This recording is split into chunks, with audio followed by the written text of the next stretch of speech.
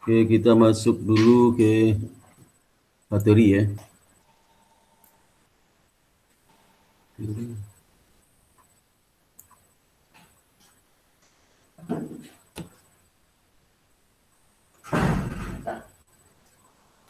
Ini kelihatan belum? Sudah Pak, sudah Pak. Ya, sekarang ini kuliah keberapa nih, sorry. Ini kuliah Kelima. kuliah kelima ya. Kuliah kelima.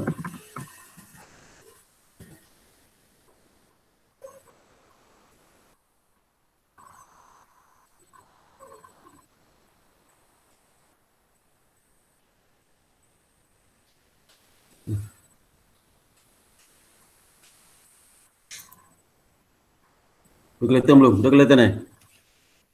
Udah kelihatan? Halo? Udah Pak, udah. Ya.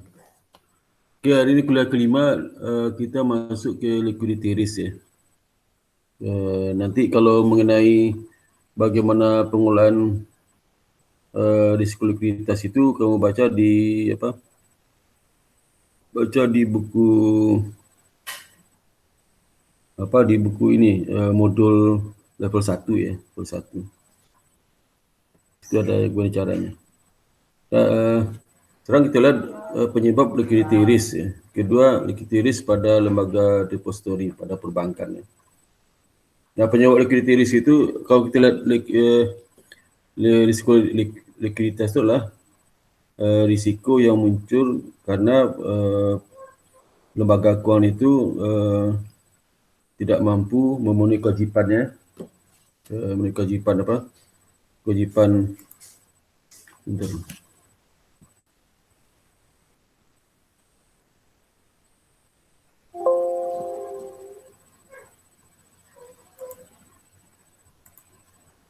Dia tidak mampu memenuhi kewajiban jangka pendek ya, jangka pendek dari perbankan.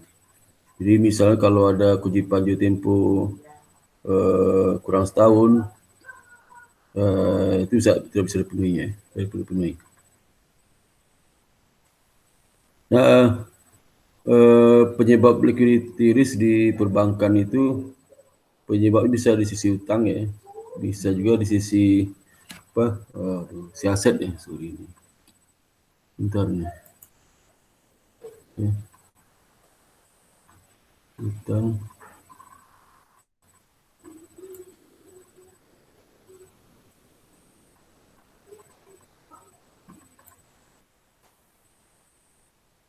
Di sisi aset ya.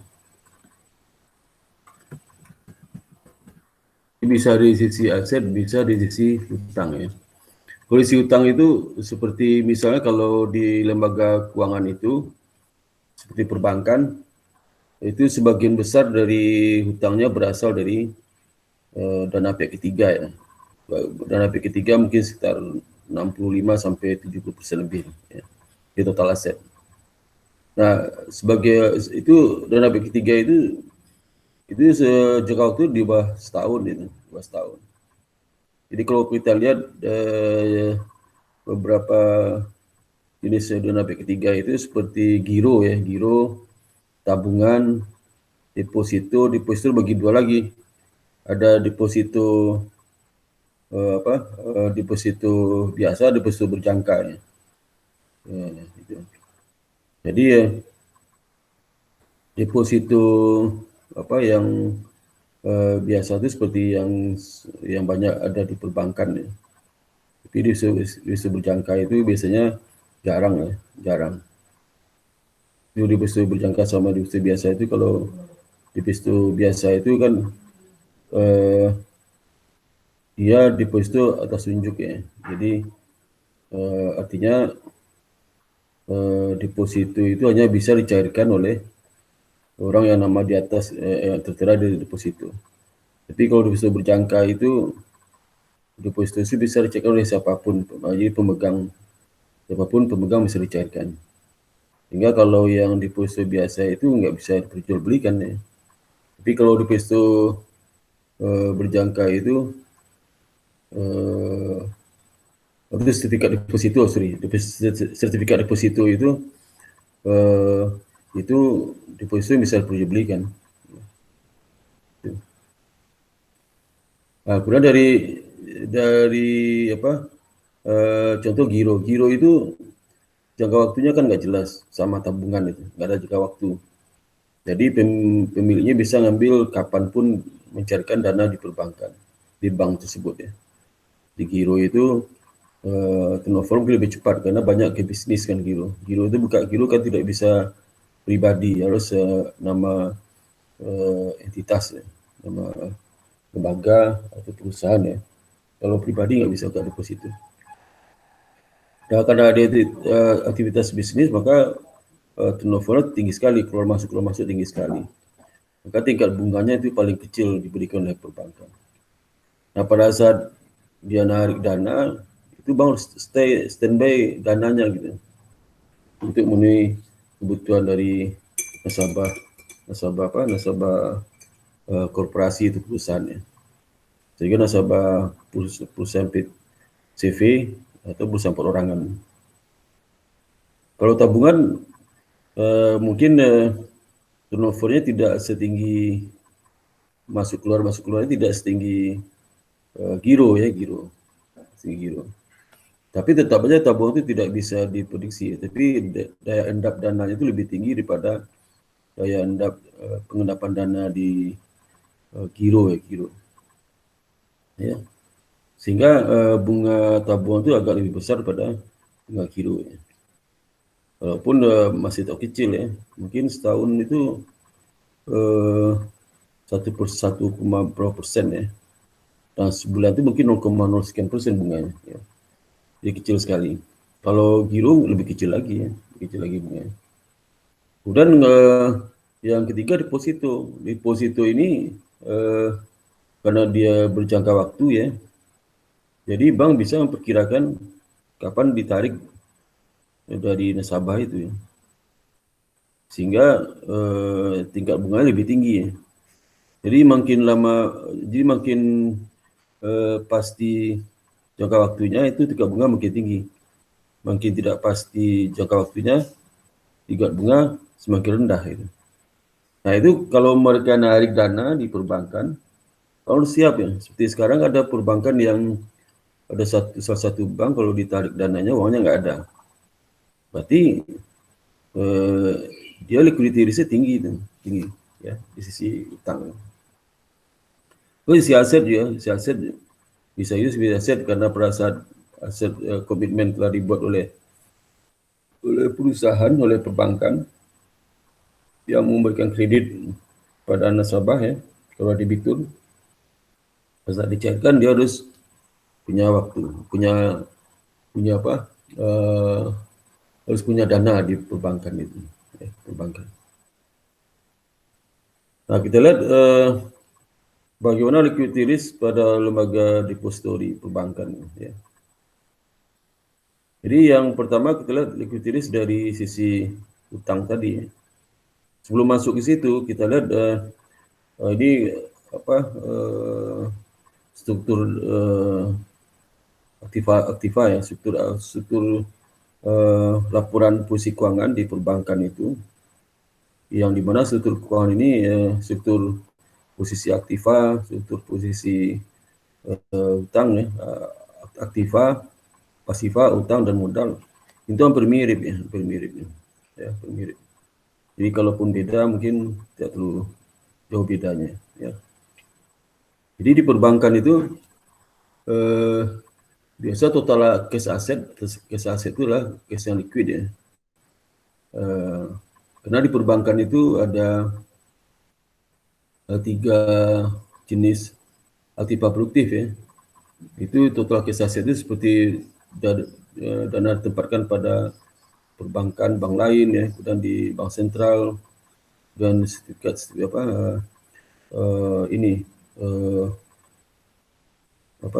pendapatan pada bank lain sama pada bank sentral, itu dana yang sudah dimiliki oleh perbankan. Ya. Nah itu biasanya jumlahnya itu rata-rata di sini 41,3%. Ya. Itu total sekuritas itu sekuritas seperti misalnya investasi pada obligasi, investasi pada saham ya. bukan pada investasi pada sekuritas derivatif kalau ada ya. Nah itu investasi lain yang property investment kalau ada ya. Nah itu kalau sebagian besar ya berarti investasi pada penisial aset biasanya perbankan sesuai berharga. Nah itu biasa komposisinya 20 sampai 22,6% ya. Jadi start itu ya perbankan.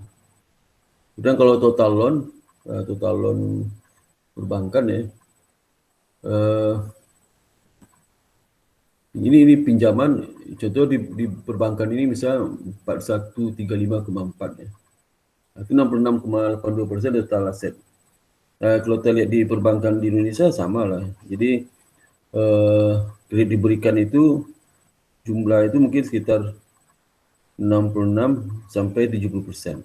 Mungkin 62 sampai 68% lah ya. Gitu. Itu yang terjadi. Karena malah ada yang bisa lebih dari 69%. Nah kalau aktiva lainnya seperti aktiva lain itu seperti misalnya aktiva tetap ya, gedung, tanah, bangunan dimiliki oleh perbankan itu dan lain-lain sebagainya. Itu jumlah mungkin 6,79%. Di sini 420. Ini contoh salah satu perbankan dari Amerika ya. Ini memberikan contoh seperti ini. Nah, kemudian juga total deposit itu sama dengan dana pihak ketiga. Jadi ini sudah menggabungkan jumlah giro, tabungan sama deposito. Jadi jumlahnya itulah 4033,8 sama dengan 69,79%. Jadi kalau lihat LDR-nya itu pasti satu lebih ya, 100% lebih. Dan 4135,4 dibagi 403,8 LDR loan deposit rasionya. Ya. Total pinjaman kecil ya, pinjaman di perbankan kecil, kemudian utang lainnya ini 9,11%. Sisa nanti equity ya. Sisanya equity berapa ya? Sisa equity itu berarti 6190,6 dikurang 57,6%. Ini utang sama aktiva. Jadi kalau kita lihat dari si utang itu dari total deposit tadi, apakah dana P3 4033,8 itu bisa nggak dipenuhi oleh perbankan? Kalau kita lihat kalau mereka serentak mencarikan pasti perbankan itu nggak sanggup karena dana tunainya hanya 25,9%. Jadi berapa itu ya? Jadi ini karena miliar dolar. Jadi kan 4 triliun dolar. 4 triliun dolar. Jadi 4.000 triliun ya, 4.000 triliun. 4.000 triliun itu nggak sanggup itu. Kalau semuanya tarik dana di bank itu hanya cuma 5,9%. Ya. Jadi maka aktivitas perbankan berdasarkan kepercayaan. Jadi kalau ada isu-isu negatif tentang perbankan ini dan deposit tidak percaya langsung tarik dananya, itu collapse langsung bank itu. Karena duitnya dari 4033,8 total deposit itu yang bisa disediakan dana tunainya 255,9. 25,9. Lebihnya kan tertanam di sebagian besar di kredit diberikan. Diberikan itu juga waktunya paling cepat itu setahun. Dan paling lama itu mungkin 3, 4, atau 5 tahun ya bisa juga. Kalau perbankannya ngasih KPR lebih lama lagi, bisa 15 tahun. Kalau dia kredit koperasi agak panjang itu, 3 sampai 5 tahun. Ya. Kalau konsumsi ya setahunan ya, setahun. Tapi ada juga konsumsi itu yang 3 tahun seperti kredit motor, yang meminjam di perbankan, beli motor di luar kan bisa juga. Akhirnya 5 tahun, ada juga 5 tahun. Saya pinjam ke bank, beli mobil, kasih 5 tahun. Ya. Nah itu dana juga panjang. Maka kalau tidak ada kepercayaan dari nasabah ya collab di bank ini.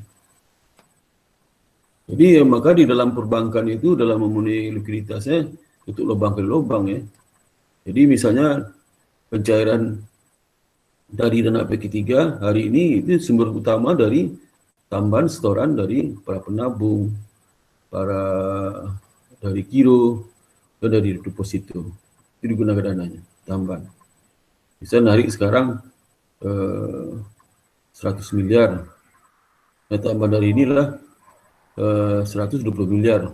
Berarti masih positif. Posisinya net drain-nya, net deposit drain-nya itulah positif ya. Karena yang masuk banyak yang keluar. Tapi kalau yang masuknya itu 100 miliar, yang narik 130 miliar, berarti negatif 30 miliar. 30 miliar itu yang nanti digunakan dari mana duitnya, ya. Itu kan kita lihat di sini, ya. Duitnya. Jadi ya itu penting dalam pengolahan dana likuiditas ini supaya likuiditas jadi rendah ya. Rendah. Ini dalam manajemen risiko kan intinya ada beberapa langkah. Langkah pertama adalah risiko itu bagaimana mengidentifikasikan ya. Kemudian bagaimana mengidentifikasikan risiko yang terjadi. Dan mengukurnya bagaimana? Mengukur risiko yang terjadi berapa dulu. Ya, berapa potensi risiko yang terjadi. Kemudian yang ketiga monitoring risiko itu supaya nanti bisa tekan benar ekspektasi ya, langkah kedua tadi. Yang keempat adalah merecord dalam sistem informasi manajemen risiko gitu. Jadi merecord itu, catatan itu nanti digunakan untuk identifikasi risiko tahap berikutnya. Jadi begitu terus akan berlanjut dalam manajemen risiko. Jadi dalam liquidity risk itu diidentifikasikan misal dari kegiatan dana pihak ketiga identifikasikan risiko muncul dari liquidity risk ini. Nah begitu sebaliknya kalau seandainya ada juga di sisi aktiva ya. Nanti kita lihat di sisi utang itu margin depository itu harus dapat mengontrol posisi dari net deposit drain. Deposit drain itu tadi saya jelaskan tadi. Itu adalah jumlah yang masuk sama keluar dana pada hari itu. Kalau yang hari itu masuknya 100, keluarnya 120, berarti positif net deposit drain. Kalau yang masuknya 100, yang keluarnya 130, berarti negatif. Ya. Dan itu rata-rata net deposit drain. Rata-rata deposit drain itu selama bisa 14 hari atau selama seminggu berapa rata-rata. Ya. Jadi lembaga keuangan dapat mengolah net deposit drain-nya dengan dua cara utama itu. Jadi kalau terjadi net deposit, kalau deposit drain-nya positif kan ada kelebihan dana liquid ya. Liquid. Nah, kita kelebihan kemana? Apakah dia invest kemana ya? Dia invest ke kredit diberikan lagi, atau ke suatu harga, atau ditempatkan pada bank lain, ketiga itu. Itu bisa juga untuk melunasi kewajiban lain. Itu untuk kewajiban lain yang sifatnya jangka panjang misalnya. Kalau depositnya negatif, nah ini negatif itu bagaimana cara negatif itu ya. Pertama adalah purchase liquidity management. Jadi pengolahan likuiditas terkait dengan bagaimana dana itu nanti dipenuhi dari pasar uang. Jadi dia dibeli dana pasar uang tambang ya.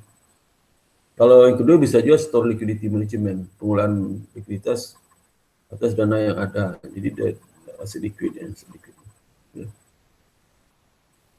Jadi kalau yang pertama itu purchase liquidity management, misal perbankan depositnya negatif 20 juta dolar, 20 juta. 20 juta itu kalau menggunakan strategi untuk mengatasi dari purchase liquidity management ya, maka bank itu akan punya sumber dana dari pembelian di pasar uang. Kalau store liquidity dari pasar dari bukan di pasar tapi dari aset liquid ya. Jadi aset liquidnya dicairkan untuk memenuhi kewajiban itu. Nah biasanya kalau yang cara A itu, cara B dilakukan oleh bank tradisional seperti BPR itu masih cara B. Jadi kalau ada net deposit-nya negatif di mana jumlah setoran lebih kecil daripada jumlah penarikan, maka diambilkan dari dana likuid yang ada di perbankan itu, aset likuidnya, ya, gitu. Tapi kalau bank-bank besar biasanya sering melakukan yang B, yang B. Apa ya, sorry, yang yang B itu yang oleh BPR. Kenapa A? Karena kalau B lakukan bisa jadi akan menurunkan asetnya. Karena aset produktif jadi turun ya, sebelum turun sehingga mengurangi income dari perbankan itu, pendapatan bunga akan turun. Nah, cara yang paling moderat mereka lakukan adalah dengan pemenuhan kewajiban jangka pendek karena deposit yang negatif itu dari pasar uang antar bank. Atau misalnya akomodasi. Jadi misalnya depositnya ada 40 juta, 10 juta dari pasar uang, 30 juta dari aset sendiri. Atau komposisinya ya, posisinya. Kalau di pasar uang tuh dananya mahal, mungkin dipakai sebenarnya dana dari aset likuidnya. Tapi kalau dana di pasar itu murah, mungkin dipakai di pasar murah. Jadi rekomendasi lah, berapa persen. Ya. Ibu likuid itulah melalui pasar uang dengan menerbitkan sertifikat deposit atau notes atau bond. Ya. Sertifikat deposit itulah sertifikat yang bisa dibelikan tadi itu, dengan berjangka sebelum dibelikan. Ya. Jadi misalnya kalau sertifikat deposit itu nggak ada nama ya. Jadi saya pegang nanti maka di sertifikat deposit itu bunga dibayar di depan. Jadi makanya kalau saya beli maka diskon. Jadi kalau bunganya 5%, ya, maka nanti mau bunga di depan, maka saya nanti akan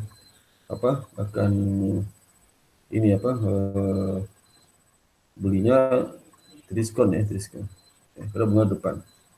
Ya. Sehingga nanti pada saat ditempo ibaratnya nominal aja. Ya.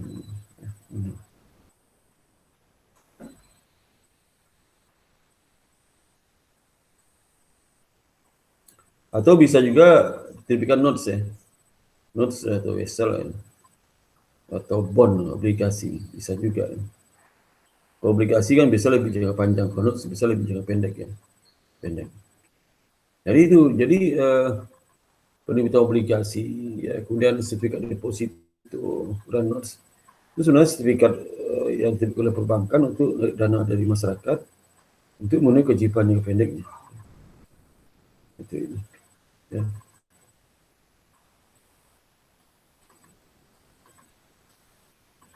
Jadi dalam yang B lah, kalau B yang store liquidity management ya. Jadi pembunuhan NDD itu seperti saya jelaskan di depan tadi, dapat dilakukan dengan likuidasi beberapa aktiva likuidnya, atau likuidasi itu maksudnya aktiva likuidnya digunakan untuk memenuhi kewajiban yang kewajiban yang pendek yang kurang itu. Ya. Itu disebut dengan utilizing its store liquidity. Jadi memanfaatkan aset liquid ya. Jadi dalam ketentuan bank sentral telah menetapkan minimum reserve requirement untuk cash reserve yang harus dipegang oleh bank. Jadi misalnya kalau seandainya saldo cash liquid di perbankan itu masih di atas persyaratan minimum reserve requirement atau GWM yang wajib minimum ya, maka perbankan itu bisa gunakan dana untuk memenuhi kewajiban jangka pendek karena NDT-nya negatif. Ya. Jadi artinya jumlah dana masuk sekarang lebih kecil pada jumlah penarikan. Dari situ bisa pakai cash liquid NPL perbankan. Tapi kalau dananya itu yang di perbankan dimiliki itu masih di bawah ketentuan berlaku ya, maka perbankan itu akan memenuhi kewajiban dari pasar uang. Yang sisanya, kenapa nggak dipilih pasar uang? Pasar uang terbang, uap ini. Jadi bank itu selalu berusaha menetapkan cash reserve-nya minimum sebesar NDD-nya, ya, ditambah dengan jumlah minimum cash yang ditetapkan oleh bank sentral. Jadi contohnya misalnya NDD-nya ada 10 juta ya. Kemudian kewajiban GWM-nya ada 300 juta. Maka minimum cash-nya 300 juta tambah NDD 10 juta. Tidak ada dilebihkan. Jadi dia bisa memperkirakan berapa NDD rata-rata dalam satu periode. NDD rata-rata itu akan digunakan untuk menentukan saldo minimum di perbankan itu. Setelah tambah juga giro wajib minimumnya. Ya. Jadi pada saat tertentu nanti dia butuh dana, ya, dia bisa gunakan asetnya, hasil likuidnya. Nanti sisanya dipakai di pasar uang. Tapi kalau menggunakan pasar uang itu berbahaya. Pada saat pasar uangnya kesulitan likuiditas, maka perbankan akan sulit mendapatkan dana di pasar uang. Sehingga akibatnya apa? Akibatnya bank itu tidak bisa memenuhi sebagian besar dari kewajiban yang terkait dengan pencairan dana pihak ketiga. Maka itulah terjadi di perbankan salah satu bank Indonesia saat ini, ya. Kita sudah tahu. Kalau kreditis dari sisi aktiva, ya. Aktiva ini sisi aktiva tadi kan memenuhi kewajiban dari dari sisi utang ya, karena ada pencairan dana pihak ketiga. Bagaimana liquidity dari timbul di sisi aktiva ya. Deposit dan yang dapat menyebabkan liquidity problem bagi lembaga keuangan itulah masalah pencairan loan ya, masalah komitmen dan kredit line debiturnya. Jadi ini menimbulkan masalah liquidity risk juga. Jadi pada saat perbankan itu menyetujui akan memberikan kredit kepada debiturnya dan diberikan surat persetujuan pemberian kredit ya. Dia ada surat persetujuan pemberian kredit, itu surat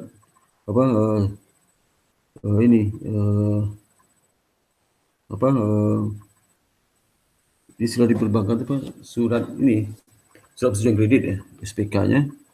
Maka nanti dimungkin adanya perjanjian kredit PK-nya, perjanjian kredit itu PK ya.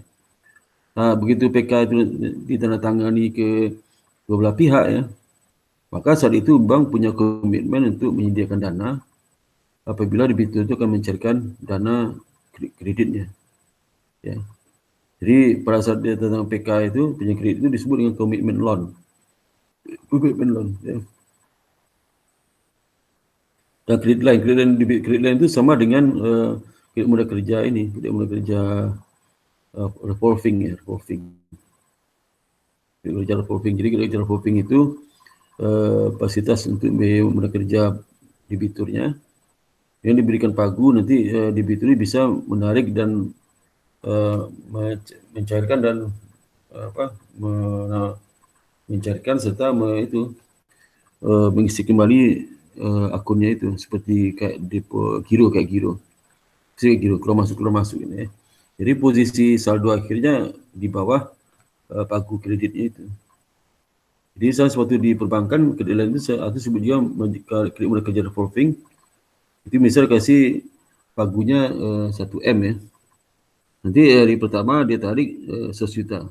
Besok masuk lagi dananya karena 100 juta itu adalah bentuk dia untuk beli barang terus kejual lagi.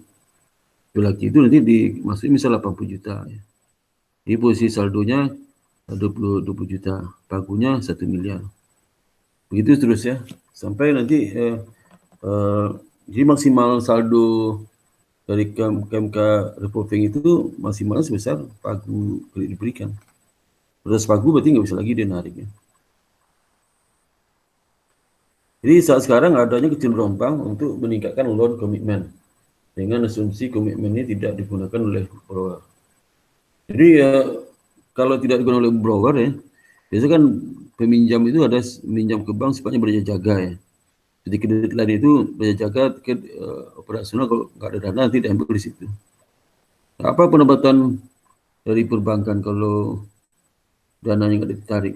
Itu bentuk komitmen komitmen fee ya, komitmen fee itulah nanti di pinjam kredit ada itunya, ada presentasinya ya, rate-nya berapa. Rate-nya pasti lebih murah pada tingkat suku bunga. Suku bunga sekarang 10%, mungkin rate-nya mungkin 4%, 5% ya. Mungkin 4% ya. 4% dikali dengan pagu yang belum ditarik. Dikali lamanya hari tertimbang dari posisi pagu itu berapa hari. Jadi itu ya, jadi ya juga dapat berapa terbang di situ.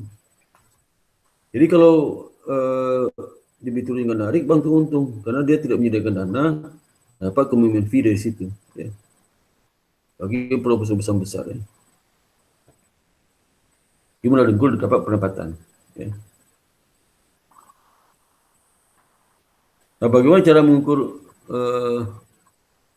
potensi risiko atau exposure risk itu dari likuiditas satu bank ya. Ini caranya ada 4 ya. Pertama dengan melihat sumber dan penggunaan likuiditas. Ini mungkin cash flow ya, cash flow. Kalau sekarang mungkin cash flow itu harian ya. Misalnya cash flow hari besok, sekarang disusun bikin keuangan di perbankan ini. Kalau satu cash disuruh bikin cash flow itu dalam mingguan. Jadi untuk cash flow minggu depan, Sabtu kan Sabtu libur. Kalau dulu saya sempat Sabtu itu masuk, namanya GL giliran libur ya. Waktu cuma Sabtu itu masih masuk Sabtu setengah hari. Digantian ya, gantian. Jadi pegawai bank yang masuk Sabtu itu separuh yang masuk, separuh lagi libur. Jadi minggu depan hari ini saya nggak masuk, minggu depan saya masuk, gantian. Ya. Terus sekarang ada lagi yang kayak gitu ya. Mungkin ada bank-bank tertentu. Ada juga buka hari Minggu kantor kasnya. Zaman saya ada juga Minggu. Di kantor BDN di Sarina itu Minggu buka. Ya. Minggu buka. Ya. Jadi mereka membuat polisi cash flow ya. Polisi cash flow itu ketahuan berapa sumber dana masuk, keluar, dan kalau dia itu positif, pasti net deposit rate itu positif.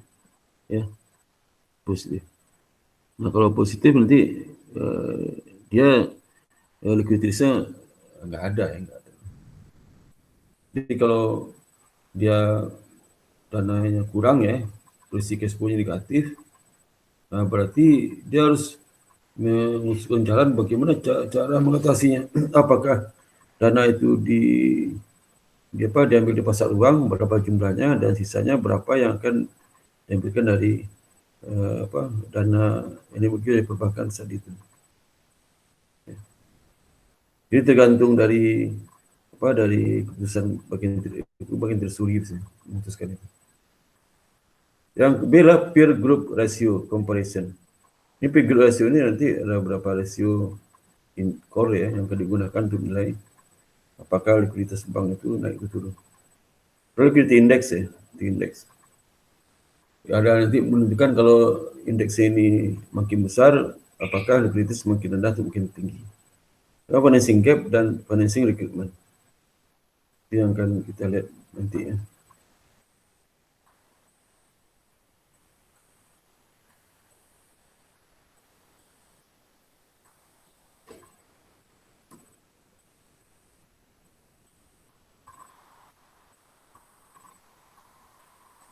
Yang pertama adalah alat digunakan itu dari sumber dan penggunaan likuiditas.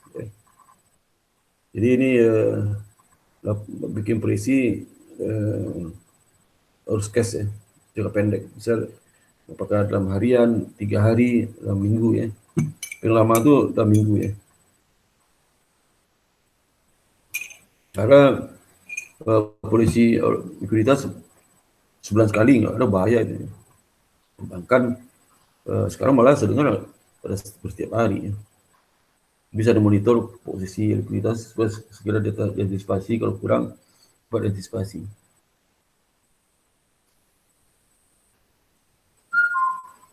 Nah, inilah tool untuk mengukur posisi likuiditas di mana net statement yang berisikan daftar sumber dan penggunaan likuiditas dan posisi likuiditas bersih. Jadi ini laporan cash flow sebenarnya. Jadi lembaga keuangan dapat memperoleh dana likuid melalui 3 cara. Itu menjual TV liquid seperti T-bill dengan price risk dan low transaksi cost yang rendah. Jadi ini menggunakan strategi deposit liquidity risk ya. Jadi dia mengambil dana dari aset liquid yang dimiliki. Yang kedua meminjam dana di pasar uang. Jadi purchase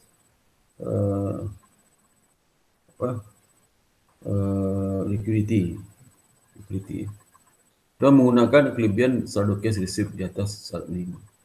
Ini juga store liquidity. Tapi liquidity-nya bukan menjual bukan menjual sesuatu barang yang dimiliki, tapi dia mengambil dari kelebihan giro wajib minimum yang bisa digunakan. Ya. Ini bisa dipakai dalam apabila terjadi kesulitan atau posisi case-nya negatif ya, koleksi. Misalnya minggu depan itu negatif ya. Cuma koleksi tiap hari itu selama seminggu ya, seminggu.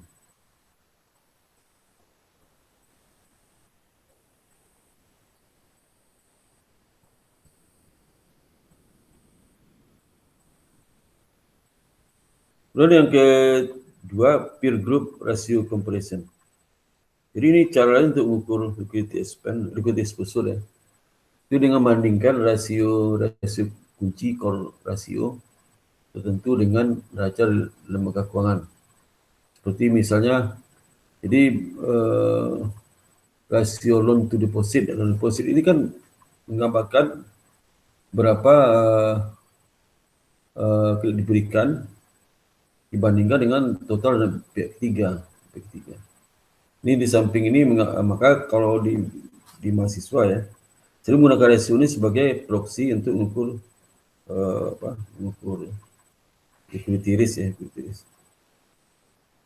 Jadi rasio ini adalah juga menggambarkan tingkat intermediary rate dari perbankan itu.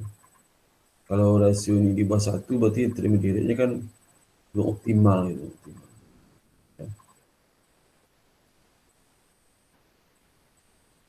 Kemudian juga kalau seandainya angka dari di atas 1 ya, maka itu artinya kan diberikan itu sumber dana ada sebagian kecil yang bukan berasal dari dana pihak ketiga, mungkin dari pinjaman, ya. Pinjaman perbankan, ada pinjaman antar bank ada juga. Itu memenuhi diberikan itu. Berarti.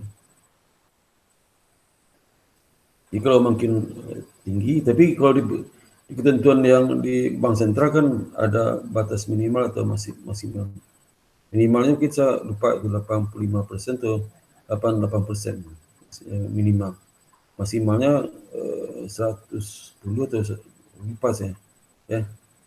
Nah nanti kalau seandainya jumlah LDR itu di bawah 1 tapi masih di atas batas minimal, itu liquid ya. Tapi kalau di bawah 1 tapi sudah di bawah batas minimal, berarti tidak liquid. Oke, berarti likuiditasnya tinggi. Nah, kalau seandainya kalau seandainya di atas juga sama juga likuiditas tinggi. Likuiditasnya juga tinggi juga di atas batas atas ya. Likuiditas tinggi juga. Kenapa ya? Kalau kenapa likuiditas di bawah batas minimal dia itu likuiditas rendah? Dana pihak ketiga kan nggak semua dibagikan kredit. Kenapa benar likuiditas bukannya baik gitu ya? Nah, begini, kalau seandainya dia di bawah batas minimal, artinya kan ada dana pihak ketiga yang tidak dihasilkan di pinjaman, mungkin pakai untuk dana liquid saja ya.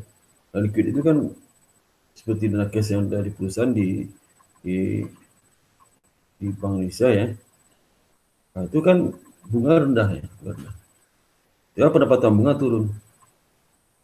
Pendapatan bunga turun menyebabkan sumber dana segar yang masuk dari hasil operasi juga turun ya.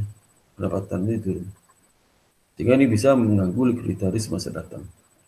Tapi kenapa kalau seandainya LDR di atas juga likuiditasnya tinggi?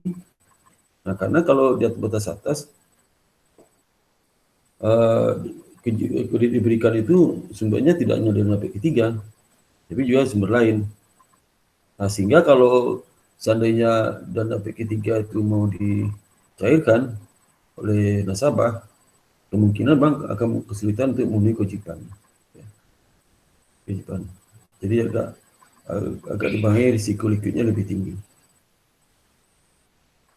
Kemudian yang kedua lah, ini apa nih? Yang kedua lah, seperti misalnya borrower fund to total asset ya. Jadi berapa dana yang diberikan kredit untuk berikan kredit ya, diberikan itu berapa dananya, totalkan dengan total aset. Jadi kalau seandainya angka ini makin tinggi, likuiditas makin tinggi, makin rendah likuiditas. Kemudian komitmen dan to loans to asset ya. Komitmen ini komitmen loan ya, komitmen loan dibagi atas aset berapa. Makin tinggi likuiditasnya. Dengan lembaga keuangan yang mempunyai size dan likuidasi yang sama. Jadi dibandingkan dengan industri ya, atau bank yang di lokasi sama. Bisa kalau dia Bank Jakarta, bandingkan rasio ini dengan rasio rata-rata perbankan yang ada di Jakarta. Karena masing-masing provinsi itu rasio bisa beda-beda rata-ratanya. Ya. Tingkat nasional bisa lagi. Tapi kalau kita sudah pakai tingkat nasional, itu merata-ratakan semua provinsi kan. Padahal masing-masing provinsi itu beda-beda. Ya.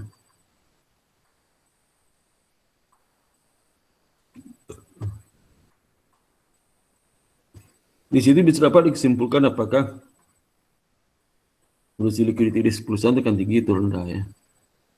Jadi di antara rasio ini paling banyak dipakai adalah rasio LDR untuk mengukur tingkat risiko likuiditas ya.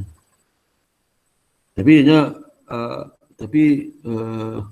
dia hanya menggambarkan ini saja menggambarkan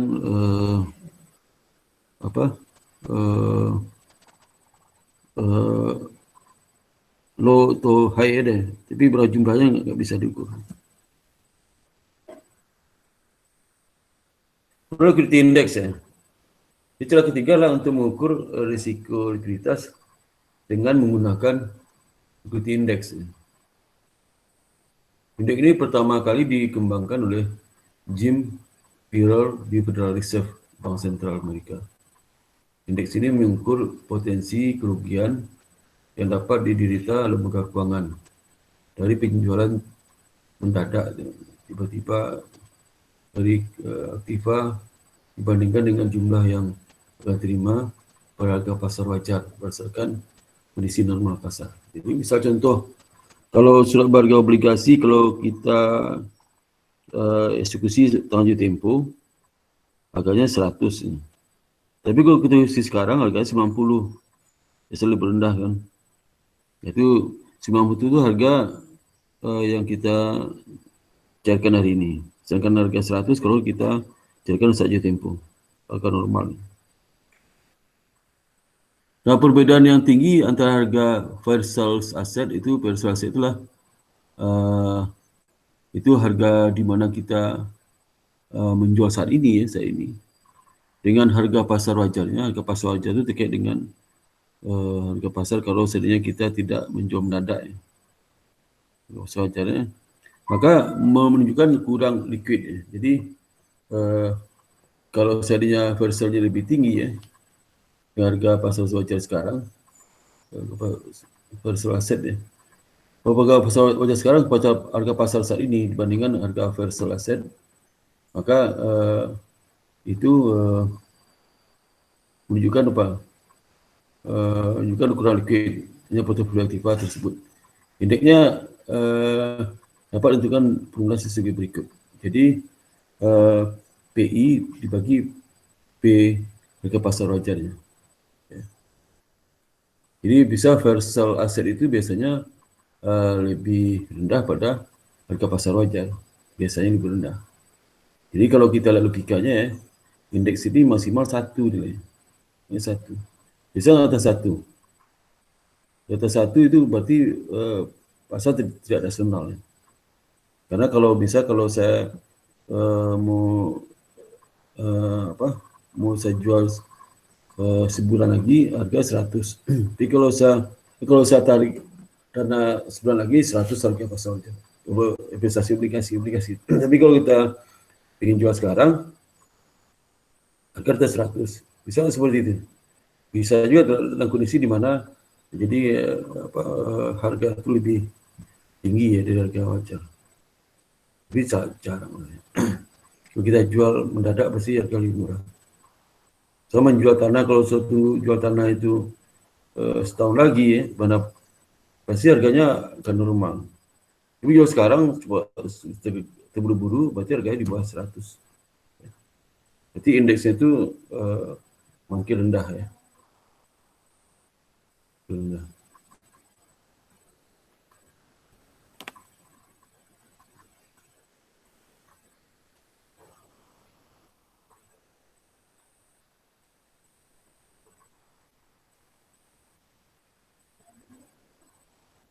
Ini contoh bisa seperti ini contoh. Misalnya lembaga keuangan atau depository institusi ya, depository institusi sama lembaga keuangan atau perbankan. Itu mempunyai dua aktiva itu 50% dalam T-bill 1 bulan. Jadi sebelumnya saya sampaikan lagi, ini ada sigma ya. Sigma itu adalah kalau seandainya jenis dari suatu harga ya atau portofolio itu lebih dari 1. Jadi kalau W1 lah bobot dari suatu harga I itu dibanding total suatu harga dimiliki perbankan semua. Berapa total? Kalau P itu harga pasar, harga itu apa? Harga sekarang dari kalau dia mau tarik sekarang harganya TPI. Kalau P bintang I itulah harga pada saat kondisi normal kalau kita tarik sebulan lagi, selesai tempo dan sebagainya. I 91. Ini misalnya, jadi 50% itu W itu bobotnya. Jadi bobot itu adalah porsi. Jadi kalau dia punya dana untuk investasi di portofolio itu ada 100 juta, 50 juta ke deposito, ke obligasi, 50 juta ke saham. Jadi masing-masing bobotnya 50%. Ini W itu, W yang ini. W itu bobotnya. Jika lembaga keuangan harus melikuidasi T-bill yang saat ini, harganya P1. Dia akan menerima 99 per 100 nilai nominal. Jadi nominal 100. Jika dapat menunggu likuidasi aset itu sampai jatuh tempo akhir bulan ini, dia akan menerima 100. Ya, 100 itu P bintang 1. Jadi kalau yang harga sekarang 99 P1 harga sekarang. Yang kedua ada lagi investasi dalam bentuk real estate, real estate loan, pinjaman kepada real estate. Saat ini, ya kan kalau dia menjual real estate itu sekarang, loan itu dijual sekarang ya, pinjaman kepada real estate dijual dalam bentuk sertifikat note atau wesel ya, sekuritasi dari aset itu, dia akan menerima $85 per setiap 100 nominal berarti pokok tidak diberikan. Kedua, jika ia melikuidasi real loan ini sampai akhir bulan, maka diterima 92 per 100 nominal. Dengan demikian liquidity index-nya 1 bulan dari portofolio itu 1 bulan ya. Karena kita banding 1 bulan, nggak tahu normal detik sekarang berapa. Kalau seandainya kita usia normal 2 bulan lagi berapa tarik, harga berapa, detik sekarang berapa, itu berarti liquidity index untuk 2 bulan ya, 2 bulan. Jadi berikut caranya lah, kita pakai rumus tadi kan bobot dikali dengan P1 dibagi P bintang 1 ya. Jadi bobotnya kan 0,5 setengah dari dana itu digunakan untuk mempunyai mempunyai pinjaman real estate ya. Ya. Kemudian 50% lagi dalam bentuk T-bill. Nah, T-bill itulah kalau dia eksekusi sekarang 99 dolar atau 0,99 per $1 ya. Nominal 1. Sehingga dikali 0,5 kali itu, dikali 0,99 bagi 1 dapat 0,495 ya. Dan tambah dengan bobot dari estate loan itu kalau dia cairkan, kalau dia tagih sekarang itu dijual melalui pihak ketiga dan bentuk sekuritisasi aset itu 0,85. Kalau tunggu sebulan lagi 0,92. Jadi bobotnya 0,5 kali jumlah rasio itu, rasio indeks liquidity itu apa untuk yang untuk kredit real estate yang ini, yang loan ini, itu dapatnya 0,462. Sehingga liquidity indexnya 0,957 ya. Nah, kalau 97 itu bisa dibandingkan dengan rata-rata industri, misalnya indeks itu 0,98. Berarti ini termasuk liquidity index dari perbankan ini rendah ya. Ya. Jadi makin rendah indeks ini, makin rendah liquidity risknya. Makin tinggi, makin rendah makin tinggi liquidity risknya, makin rendah, makin tinggi makin rendah liquidity risknya. Ya. Balik ya. Jadi makin rendah rasio ini, liquidity risknya makin tinggi. Makin tinggi rasio ini mendekati 1, maka liquidity risknya makin rendah. Ya. Jadi kalau seandainya dirubah misalnya harga pasar state loan 65 ya, 65 bukan 85, maka mengurangi indeksnya. Jadi indeks itu akan ditentukan pertama harga sekarang. Harga sekarang makin kecil jauh dari harga normal sebulan lagi, ini indeksnya makin rendah. Liquidity index makin rendah, maka liquidity makin tinggi.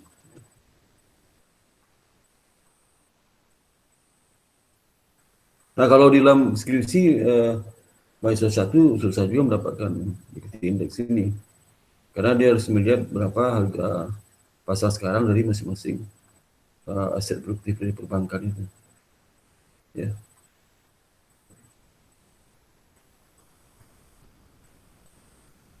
Yang dia lah menggunakan financing gap dan financing requirement ya. Jadi keempat dari untuk mengukur liquidity index ini menentukan financing gap dari lembaga keuangan tersebut. Ya.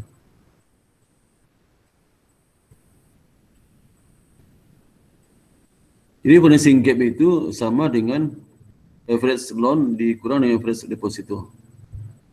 Jadi kalau gap itu gap keuangan di mana rata pinjaman lebih besar rata deposito di pembiayaan. Jadi kalau LDR-nya rata 1 ya, rata 1 berarti depresi gapnya berarti positif. Karena loan-nya lebih tinggi daripada average deposit. Jadi depresi gapnya positif berarti artinya perlu sumber dana lain. Ya.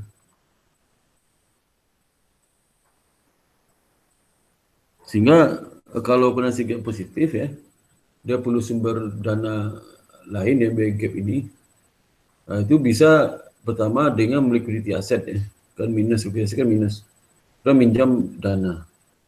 Itu financing gap itu di atas. Jadi yang sebelah kiri, yang rumus di atas itu financing gap itu penyebab timbul financing gap. Yang rumus di bawah financing gap itu mengatasi financing gap itu. Ini rumusnya berbeda. Memang jumlah sama ya. Ulang lagi ya, rumus di atas itu adalah sebab munculnya financing gap kenapa. Ya, itu kalau dia positif berarti sumber utama dari jumlah diberikan lebih tinggi pada deposit. Deposit. Tapi kalau negatif ya, maka penisikan negatif artinya jumlah yang diberikan lebih rendah pada rata deposit, sehingga liquidity kan rendah. Ya. Nah, mengatasi gimana financing gap di bawah itu mengatasi pertama financing gap itu dibiayai dari melikuidasi aset itu minus ya, dan meminjam dana perbankan. Ya.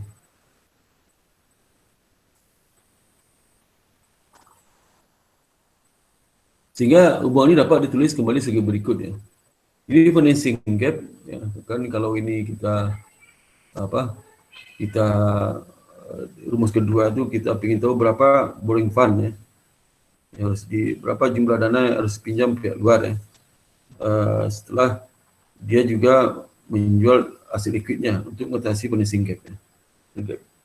Maka jumlah sama dengan financing gap ditambah liquidity asset.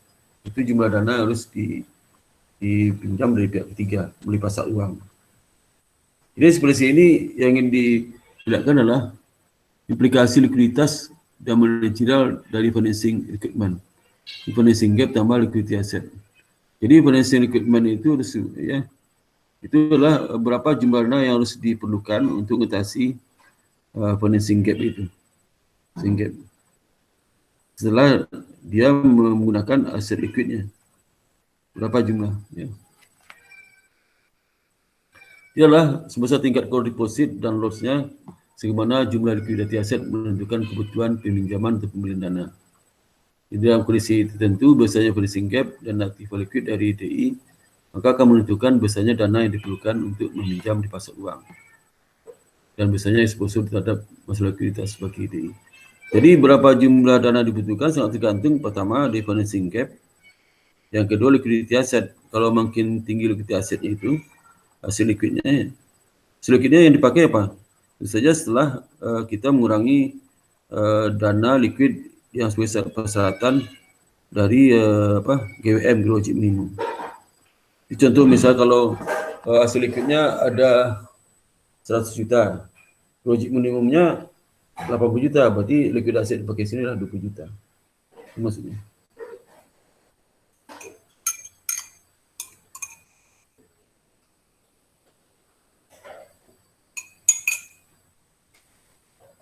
Jadi hasil liquid yang digunakan untuk mengatasi financing gap ya. Financing gap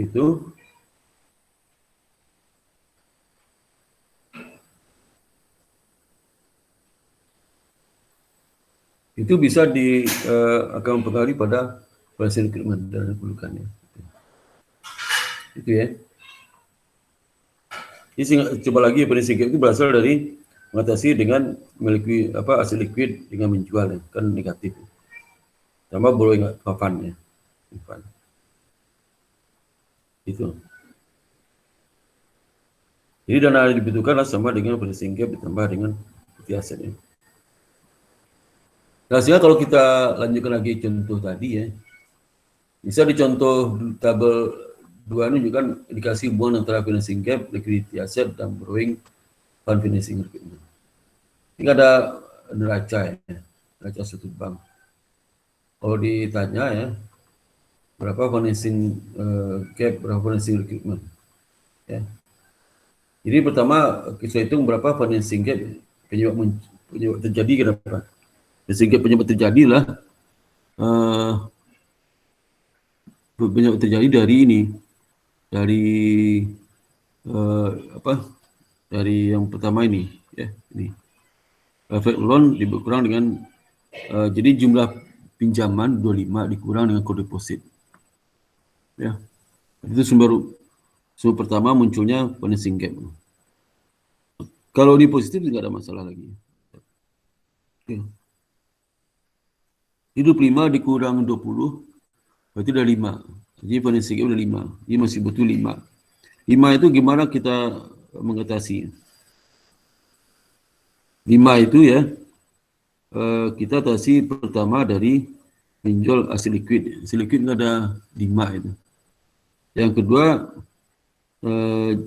tambahan pinjaman, financing requirement.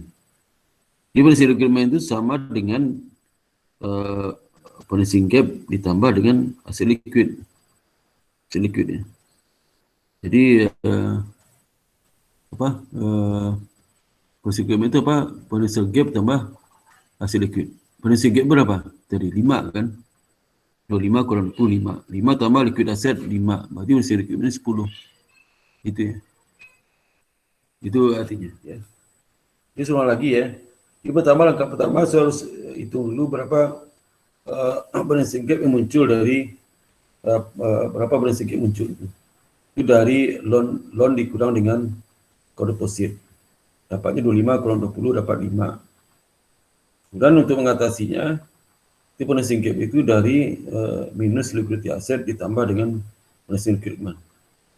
Financing requirement itu sama dengan financing gap ditambah dengan liquidity asset.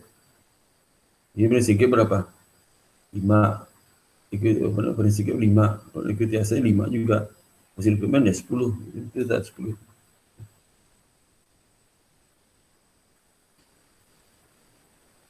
Jadi financing requirement-nya 10 juta muncul dari financing gap tambah liquidity asset. Financing gap yang tinggi merupakan warning bahwa akan muncul problem jika likuiditas dari bank tersebut rendah ya. Apabila bank tersebut tidak mengurangi likuid asetnya, maka mereka harus waktu lebih lama di pasar uang untuk melakukan peminjaman dana. Ini bisa juga bisa nggak financing requirement itu dari tidak masuk liquidity asset ya. Aset. Sehingga financing requirement sama dengan financing gap ya. Terus kalau di sini berapa? Ini saja ya. Misal kalau financing gap itu muncul kan tidak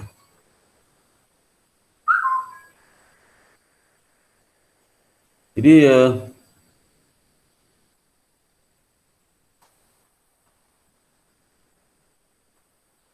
di financing gap itu misalnya dia tidak memasukkan liquidity asset ya. Maka financing gap sama dengan borrowing fund ya. Jadi besarnya financing gap berarti liquid dari lembaga keuangan itu akan menentukan besarnya dana yang diperlukan untuk minjam di pasar uang dan besarnya exposure terhadap likuiditas bagi deposit lembaga keuangan tersebut. Ya.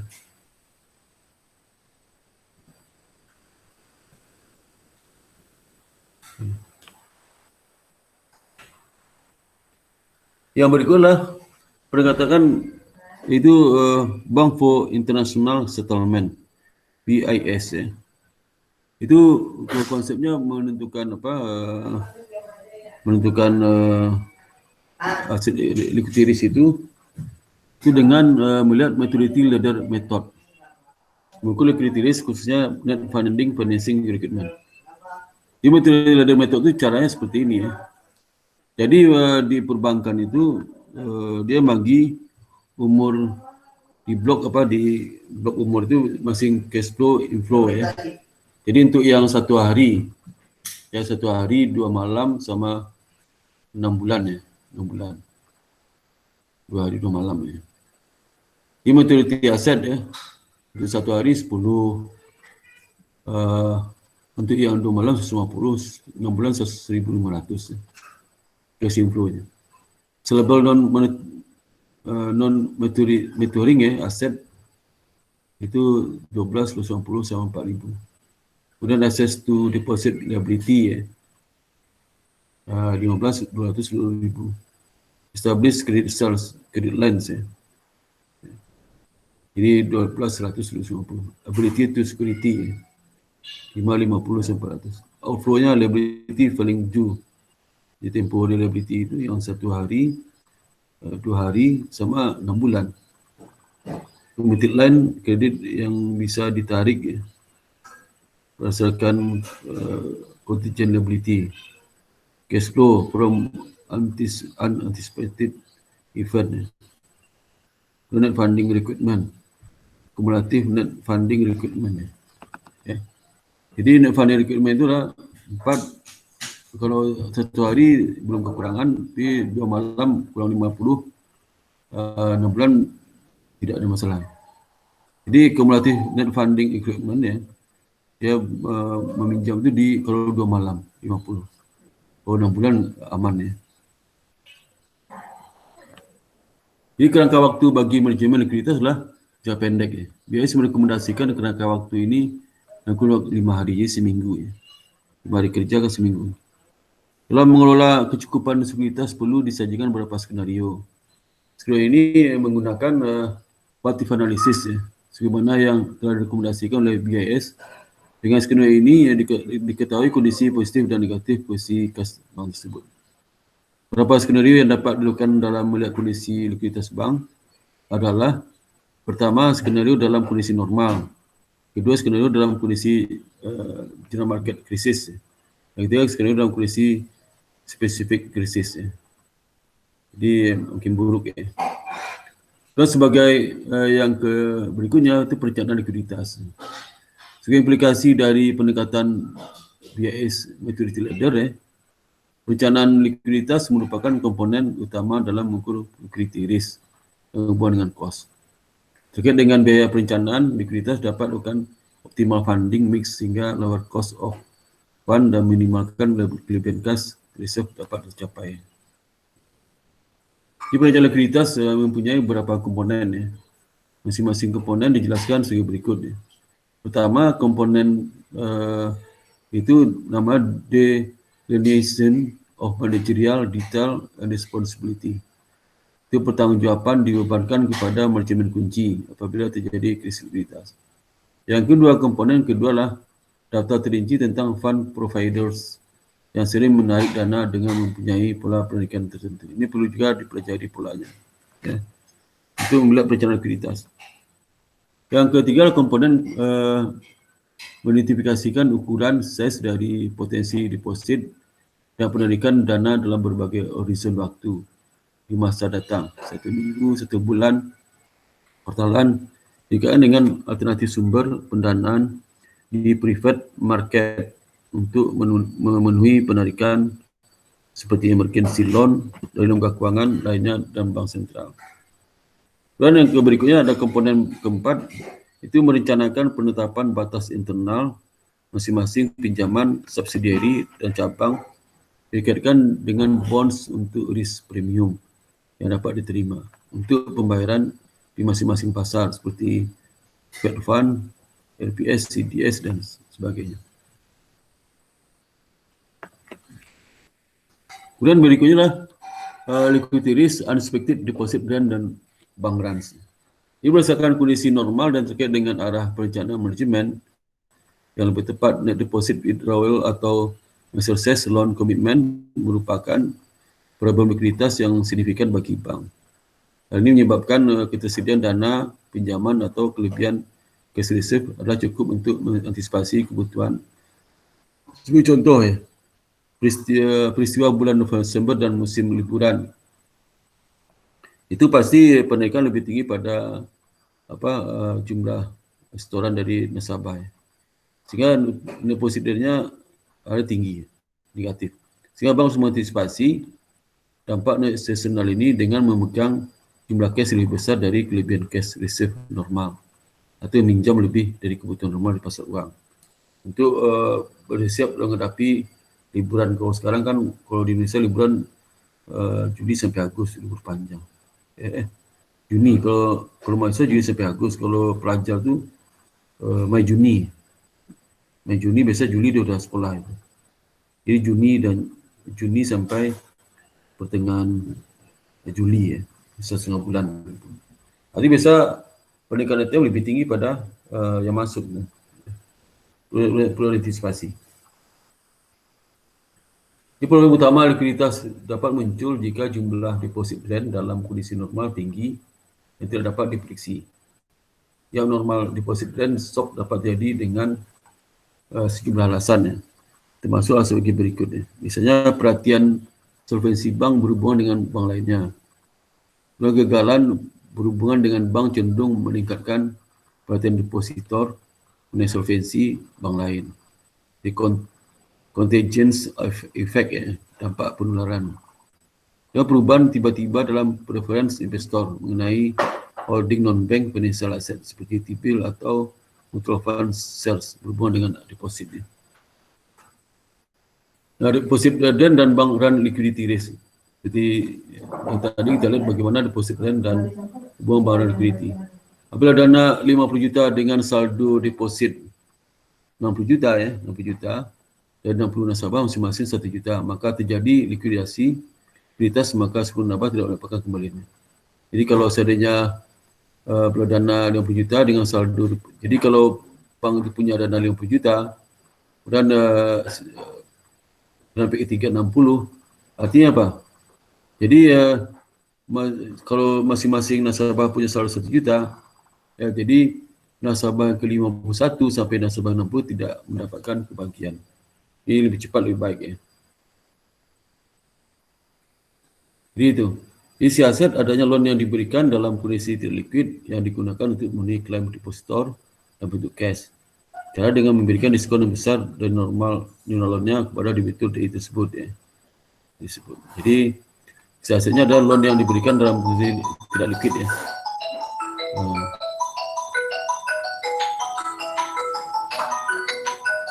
Halo. Loan deposit dan bank run liquidity risk ya. Jadi bila deposit itu melikuidasi aset jangka panjangnya untuk memenuhi klaim depositor, maka ini akan menimbulkan solvency problem ya.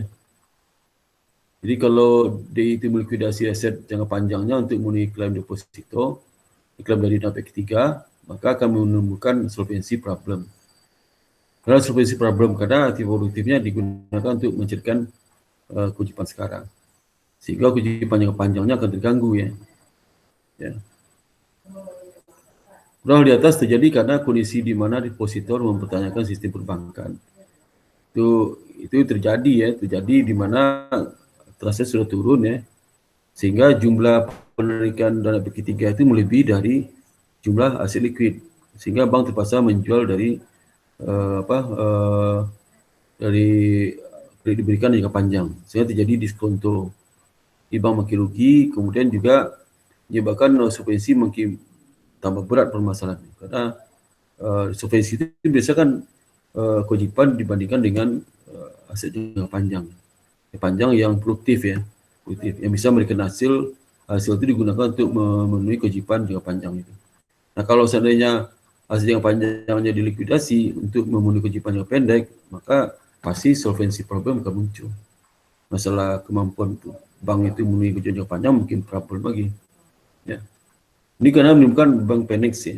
Bank panic itu di mana nasabah mempertanyakan kredibilitas perbankan, mempertanyakan sistem perbankan, mempertanyakan keamanan dananya di perbankan, mempertanyakan ketidakbeccusan manajemen dan mengelola bank, ya, dan mempertanyakan juga kondisi likuiditas perbankan yang mereka baca dalam laporan keuangan bisa juga.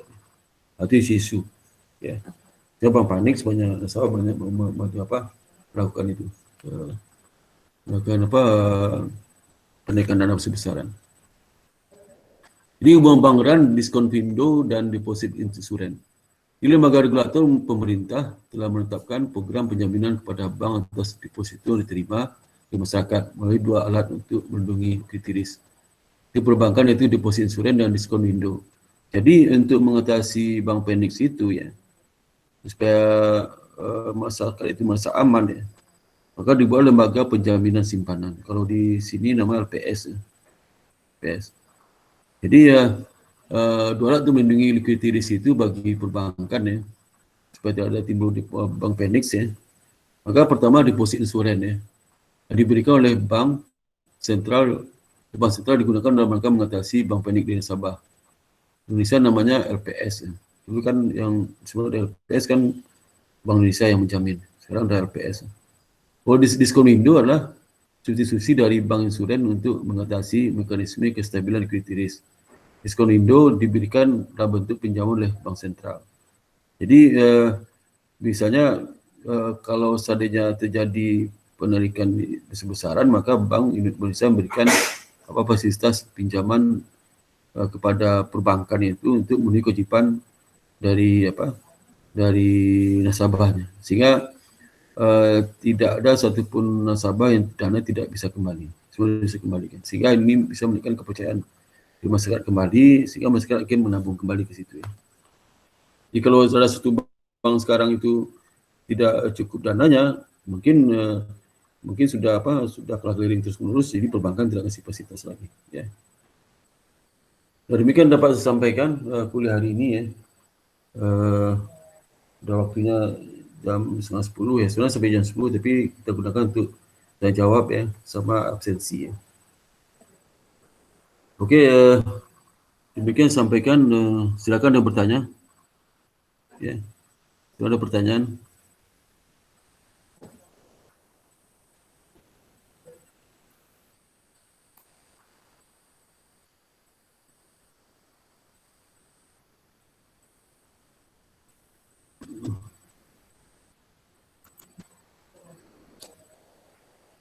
Oke, silakan kalau ada yang bertanya, silakan.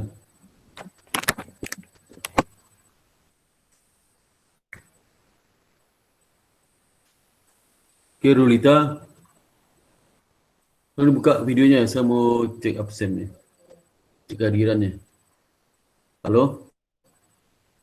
Iya, Pak. Iya, Pak.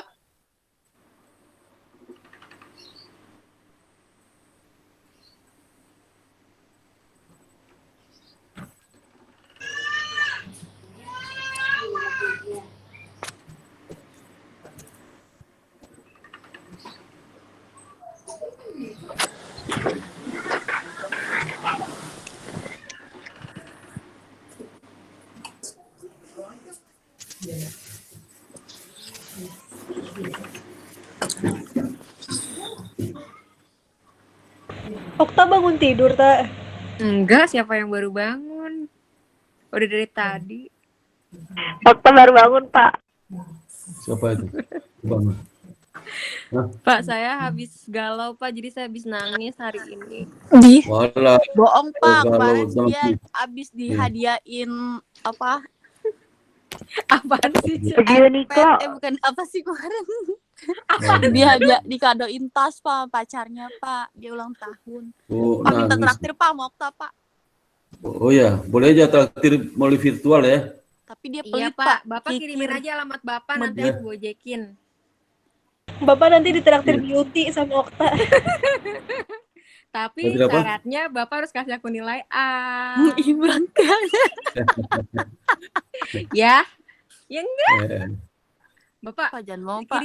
Kirimin alamatnya, nanti aku kirimin kue ulang tahun. Jangan mau, Pak. Dia baru bangun, Pak. Di rumah aku kue ulang tahunnya banyak. oh, kamu jual kue di rumah? Enggak, kan aku ulang tahun. Terus kan banyak yang fans-fans aku pada datang gitu, Oh, pada ngasih iya. kue. Bapak tahu kan? Di Iya, iya. Di dasar lu bagus lah. medit. Pak, Okta pantat kuning, Pak. Iya, tuh. Pak, rumah Ica lagi ada tukang, Pak. Belum selesai juga tukangnya. Belum, Bapak. Belum selesai. Iya, Jadi iya. saya belum bisa mandi nih. Waduh, rumahnya gede banget dibangun berarti dong. Enggak, Bisa Bapak. luas lapangan bola berarti. Amin, Bapak. Iya, lama selesainya. Ih, Bapak, Ica kan itu benerin kamar mandi kan mau lamaran, Pak. Nanti ngelamaran di kamar mandi. Wah. Berarti kamar mandi lebih besar pada ke ruang tamunya ya. Iya, Pak. Pakai naik Gojek lagi, Pak. Dia kan kayak istana rumahnya, Pak. Kemarin tuh habis lihat-lihat itu, Pak. Kamar Ruang mandi. tamunya 4x4, kamar mandinya 10x10. Iya, bener banget, Pak. Makanya lamaran di kamar mandi, Pak. Jadi Iya, nggak jauh-jauh Yes. kalau mau pipis. gitu habis langsung mandi. Iya, enak mandi. Iya. Baru tahu saya itu ya. Bapak nanti kirimin alamatnya ya, nanti aku kirimin ke ulang tahun aku. Iya. Dan kuenya dikirimin semuanya aja. Kenapa? Dikirimin semuanya aja. Pak, dia Tapi nanti, medit, Pak. Bapak tapi nanti di post di IG ya, Pak. Kan kita Apa? temenan di IG. Nanti post di IG ya. Jangan, Pak. Jangan mau, Pak. Unfollow aja, Okta. Unfollow. Blok, Pak, blok. Aduh. Bapak, Iya. Bapak denger aku enggak? Dia dengar sih, dengar. Kan dengar suaranya jelas. Pak, Gambar jangan juga, didengerin, Pak. Dia gambar juga jelas ya. Coba mau jaga gambar di Bapak aku kayak gimana? Dengerin, Pak. Okta Lu baru sesat, bangun Pak. Okta tidur, ih. sesat. Aku cantik kelihatan nggak, Pak, banget, di kelihatan laptop banget Bapak? baru bangun tidur matanya. Enggak ya, Pak. Aku kan emang kayak orang Korea gini matanya. Korea bukan matanya sipit. Bapak, Pak, Okta suruh Bapak nyanyiin kameranya aku ulang pelit, tahun Pak, dong, jangan Pak. bukan. Apanya? Bapak, Ah, Bapak nyanyiin aku selamat ulang tahun dulu. wah gak enak sih. Nanti cowoknya marah nih. Apaan, Pak? Selalu gak ada akhlak lu, Ta. Bapak, Ya, Bapak-bapak mulu. Ayo, nyanyi dulu. Emang pas parta Ini- bapak. Bapak. Majusiku apa Maaf, yang jasa. ya ini absen nih. Ini Majusiku. Absen, Pak. Ya. Dibuka videonya ya. Lihat, aku udah siap mau itu. Buka Lu jelek videonya. banget sih, sumpah ada buluk. Ih, najis sih. Ya. Ke videonya. Pak Okta Ya, aku buluk, udah Pak. Najis banget nih, dilihatnya. Biotenya nggak Coba ngefek ya. si Gilang udah Gilang. Hadir, Pak. Mana Gilangnya? Hadir. Gilang, si Patu Gilang. Oh, Gilang nih. Gilang. Ya, Pak. Gilang, si Rama. Ini teman-teman kamu semua nih Gilang. Enggak, Pak. Oh, Saya dia kelas Oh gitu, Lang. Saya kelas reguler. Gilang, punya temen ya Itu Gilang. nggak nganggap kita temen gila. ini, Lang, Kita kan temen bapak lu BDS, Gilang. nonton, Gilang kita Lang. musuhin. ini kan fans kamu semua nih Gilang nih. Nyebut nama-nama kamu semua. Gilang, minta tanda tangan Gilang. Karena dia satu-satunya cowok di kelas ini ya. Jadi primadona. Ada satu lagi, Pak. Gilang, kamu ketahuan ya. Siapa satu Gilang. lagi? Rival. Satu mana? lagi yang wakil BEM ya? Rival. Rival, Pak. Mantan wakil BEM. Ivan. Apa namanya? Rival. Rival mana Rival? Kayaknya ada kelas pagi, Pak. Bentrok kayaknya dia, Pak. Oh, bukan demo, enggak. Enggak kayaknya, Pak. Demo ya. Rival nggak mau muncul karena ada Gilang, Bapak. Dia nggak Bohong, mau Pak. jadi rivalnya Gilang. Rival itu disembunyiin sama si Ica kali itu. Dia nggak mau Ya, jadi jangan rivalnya kemusuhan, Gilang. Pak. Ya. Ini siapa nih? Tahu orangnya siapa nih? Ical, siapa lagi, Pak? Kenalin dong, Enoy. Pak Ical. Ini siapa nih namanya? Siapa? Hadir Tahu? Pak, hadir. Saya belum Nama hadir. siapa namanya? Nama siapa? Nama Heni Pak. Heni. Beda sama foto. Iya, foto. Pak saya belum Mana? mandi Pak. Mana ini mana nih fotonya? Videonya. Pak, ini. Oh, videonya ini. Ini Pak kan udah nyala Pak. Buluk banget Pak, belum mandi Pak. Ya Oh, Allah. iya. Ini. Ini Pak hadir Pak hadir. Bapak saya juga buluk. Nggak mau Boleh kelihatan. di mana orang ini? Ini nama siapa nih? Pak, itu fotonya Pak Irul. Apa? Pak, fotonya seksi banget. Pak, itu. lihat tuh, Pak. Mana? Ruli Sampingnya mana tuh, Ruli? Pak. Sampingnya masa ada laki-laki, Pak. Binal banget, Pak. Mana tuh Ruli mana? Gak hadir. Ruli mana? Ini. Hadir Pak Rulita ada tuh Pak, tapi belum nyalain kamera. Nyalain kamera dong. Nyalain kamera. Kok nggak absen? Dia nggak nyalain kamera, nggak nyalain speaker lagi Pak. Pak, Tadi kameranya bisu Pak dia. Soalnya Ruli punya mana? duit buat beli kuota. Ica Ruli kok mana? bisa jilbab sih? Ical lu ngapain sih, Cap, kayak gitu? Mana Rulinya? Nyinyir aja loh. Ada nggak Rulinya? Pak, skip dulu, Pak. Rulita lagi ke toilet. Berarti lanjut, apa, Pak. absen ya, tidak hadir ya. Hadir Bapak, Mangkir. dia lagi ke toilet Bapak. Pilih mana? Saya di BM. Kan Toilet rumah Masjid Bapak. Pak, kayak Ini mana? Ical, Pak, Ini mana? gede. 10x10 Pak toiletnya, jadi harus naik Gojek. Mana di sini nggak ada orangnya? Ruli nggak ada. Join Pak, cuman dia belum nyalain suara. Pak, tadi dia bilang speakernya lagi error, Pak. Mana nih Ruli? Nggak ada Rulinya nih. Oh ini. Itu paling bawah Pak, bawah Niken. Coba diken. Wah, ada nggak ada juga dia ngomong bahasa tertulis, diam aja dia. Dia kayaknya lagi mules-mules, Pak. Soalnya dia lagi menstruasi, Pak. Tadi bilang Waduh. perutnya sakit. Si Neno mana? Ini orang siapa nih? Namanya siapa nih? Itu Pak Neno Ini beda Pak. aku hadir. Siapa? Ini aku hadir, Pak. Ya. Ini orang siapa nih? Ini Itu saya kan. Bapak. Siapa namanya? Saya Bapak. Yang hijau. Namanya siapa Pak. nih? Ya. Hairnisa Bapak. Itu hadir. Mana?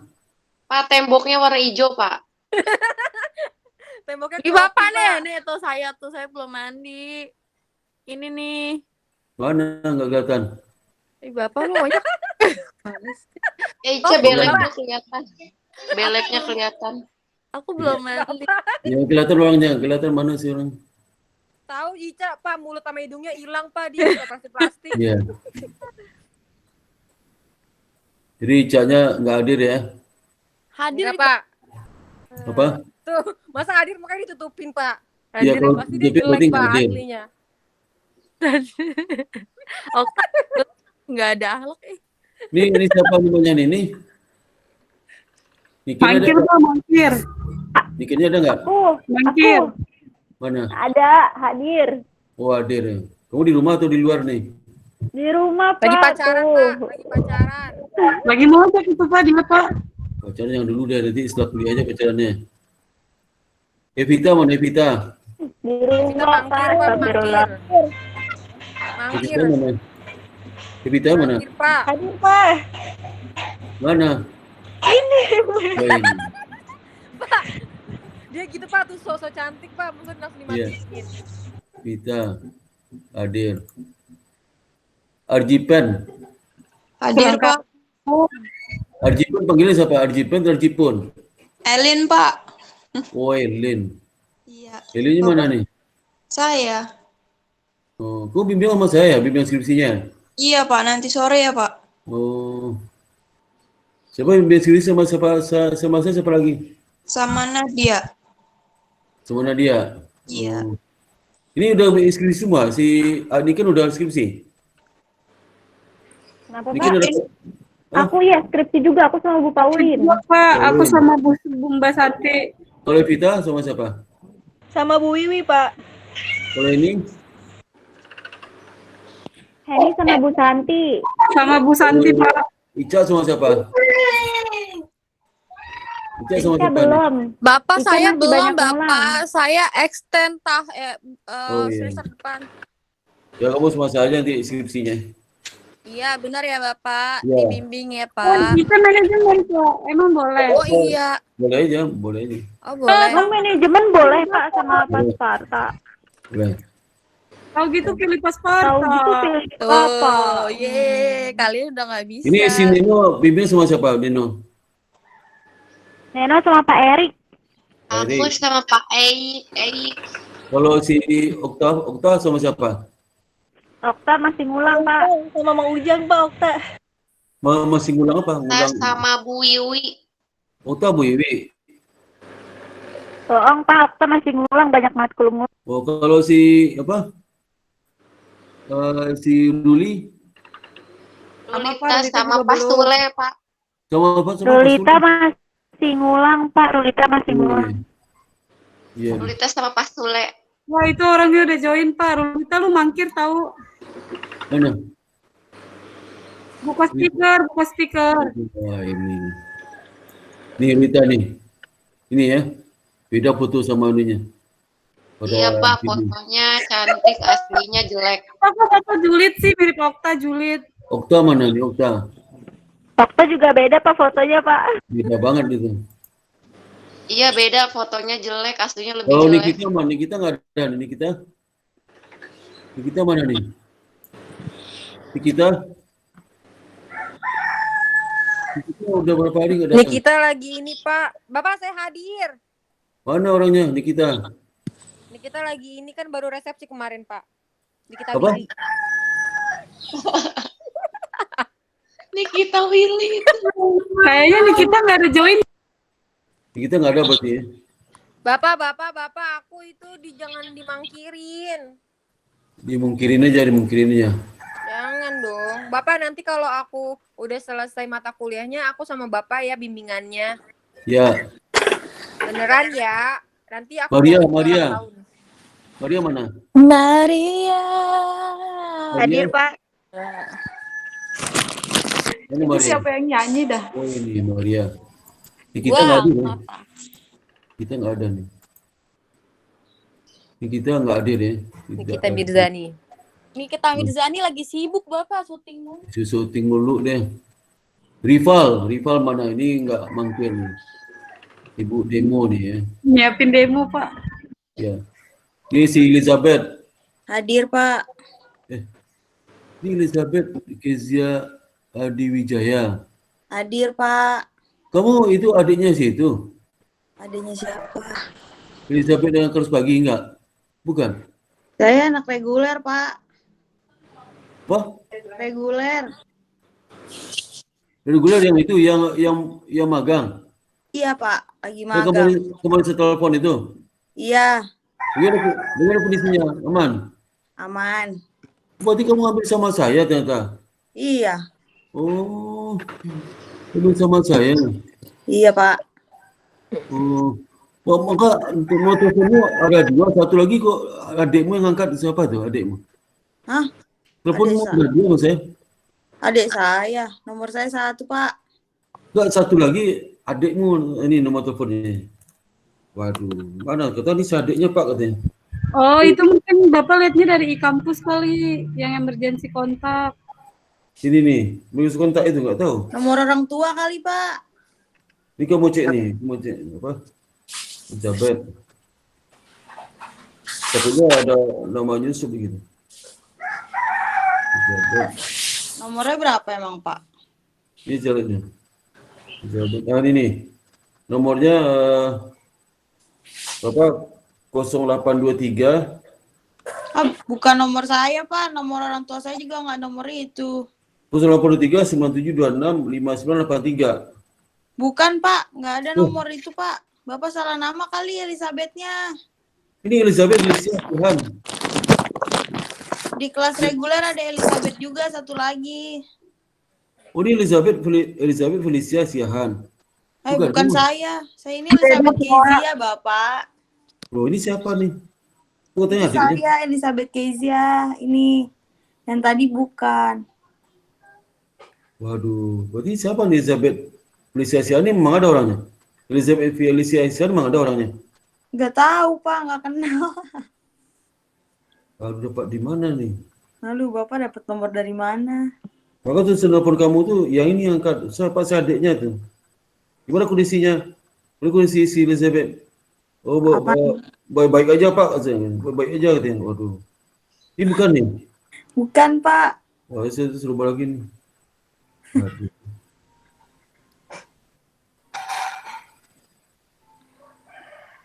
Waduh.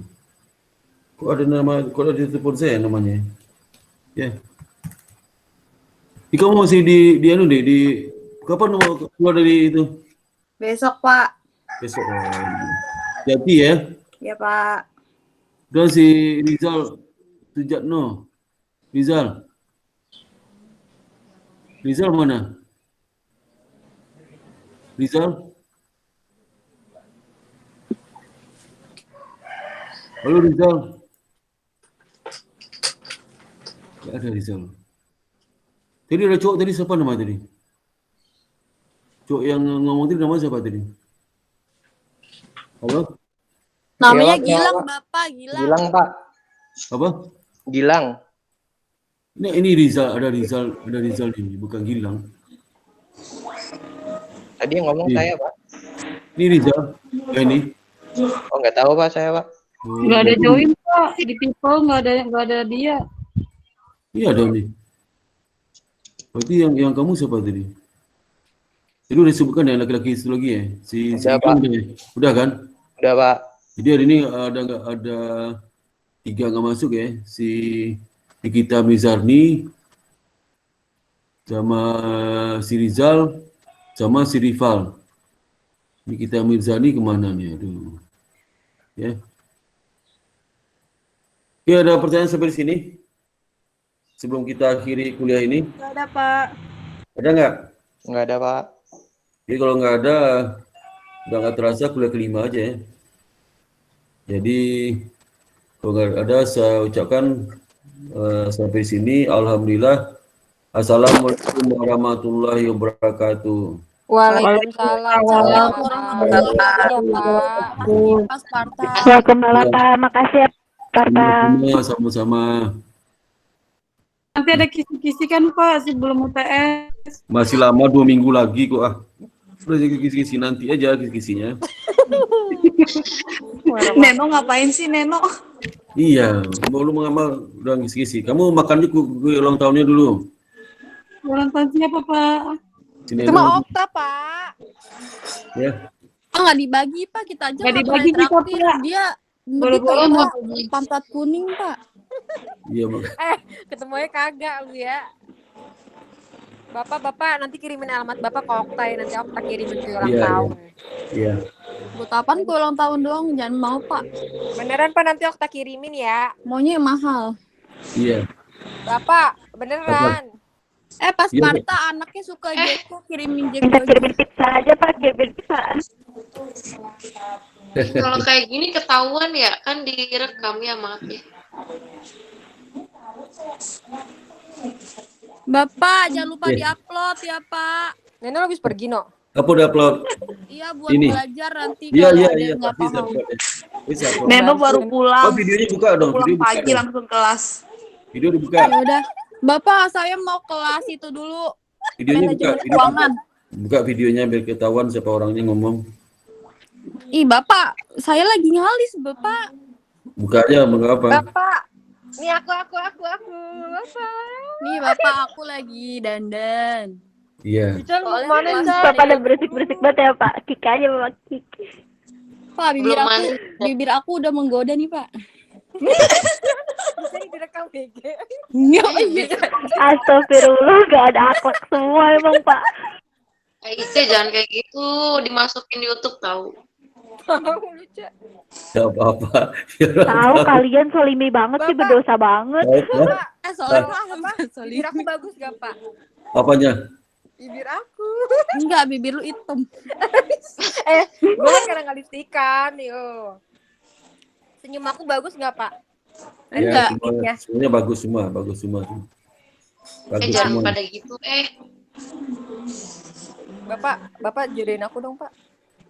Apa? Jodohin aku. Kan pacarnya hilang, amin. Ya Allah, sebenarnya. Ada yang beliin helm lagi, amin. Pacar digondol sama orang Pak lain. Okta gatel Pak, Okta gatel. Lu udah punya pacar masih minta dijodohin. Dijodohin Amin. sama Fadli maksudnya, Pak. Aku mau sama dia. Pas saya izin live ya, Pak. Oke, sih, Julef silakan. Saya juga ya, Bapak. Ya, sama-sama. Assalamualaikum, Bapak. Sehat selalu ya, Pak. Saya juga ya Pak. Waalaikumsalam. Pak Marta makasih ya Pak. Assalamualaikum. Waalaikumsalam Pak. Pak izin live ya Pak. Ya, Makasih, Pak. sama-sama.